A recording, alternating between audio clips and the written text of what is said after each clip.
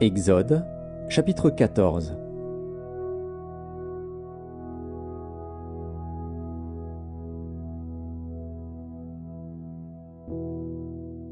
L'Éternel parla à Moïse et dit : « Parle aux enfants d'Israël, qu'ils se détournent et qu'ils campent devant Pi-Hahiroth, entre Migdol et la mer, vis-à-vis de Baal-Tséphon. C'est en face de ce lieu que vous camperez, près de la mer.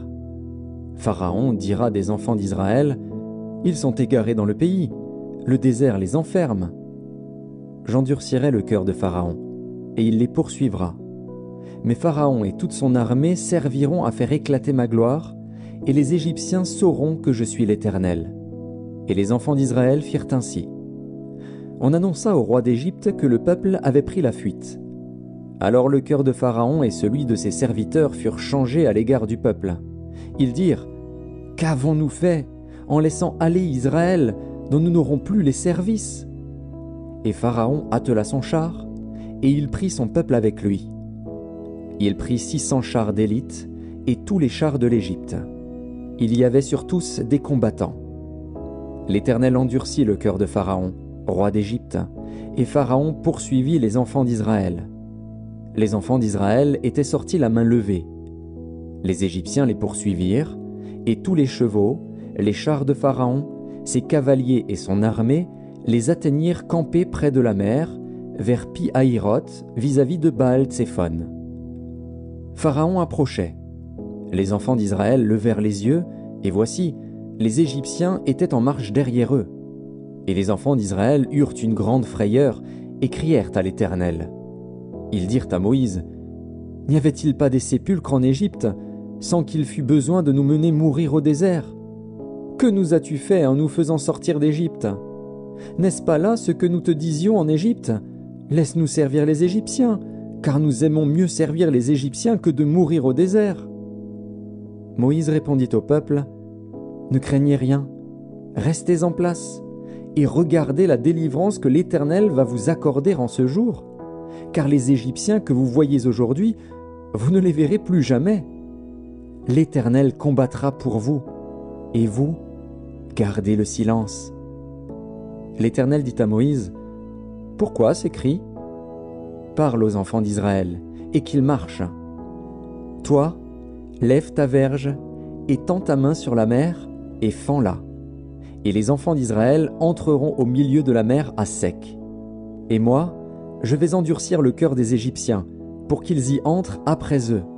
Et Pharaon et toute son armée, ses chars et ses cavaliers, feront éclater ma gloire. Et les Égyptiens sauront que je suis l'Éternel, quand Pharaon, ses chars et ses cavaliers auront fait éclater ma gloire. » L'ange de Dieu, qui allait devant le camp d'Israël, partit et alla derrière eux. Et la colonne de nuée qui les précédait partit et se tint derrière eux. Elle se plaça entre le camp des Égyptiens et le camp d'Israël. Cette nuée était ténébreuse d'un côté, et de l'autre elle éclairait la nuit. Et les deux camps n'approchèrent point l'un de l'autre pendant toute la nuit. Moïse étendit sa main sur la mer, et l'Éternel refoula la mer par un vent d'Orient qui souffla avec impétuosité toute la nuit. Il mit la mer à sec, et les eaux se fendirent. Les enfants d'Israël entrèrent au milieu de la mer à sec, et les eaux formaient comme une muraille à leur droite et à leur gauche. Les Égyptiens les poursuivirent, et tous les chevaux de Pharaon, ses chars et ses cavaliers, entrèrent après eux au milieu de la mer. À la veille du matin, l'Éternel, de la colonne de feu et de nuée, regarda le camp des Égyptiens et mit en désordre le camp des Égyptiens.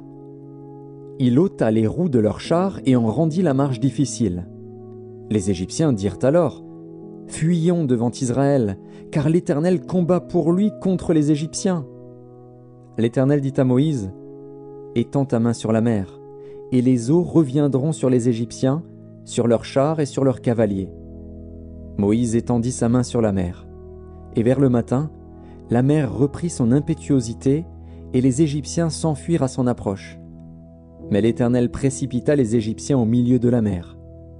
Les eaux revinrent et couvrirent les chars, les cavaliers et toute l'armée de Pharaon qui était entrée dans la mer après les enfants d'Israël. Et il n'en échappa pas un seul. Mais les enfants d'Israël marchèrent à sec au milieu de la mer, et les eaux formaient comme une muraille à leur droite et à leur gauche. En ce jour, l'Éternel délivra Israël de la main des Égyptiens, et Israël vit sur le rivage de la mer les Égyptiens qui étaient morts. Israël vit la main puissante que l'Éternel avait dirigée contre les Égyptiens. Et le peuple craignit l'Éternel, et il crut en l'Éternel et en Moïse, son serviteur.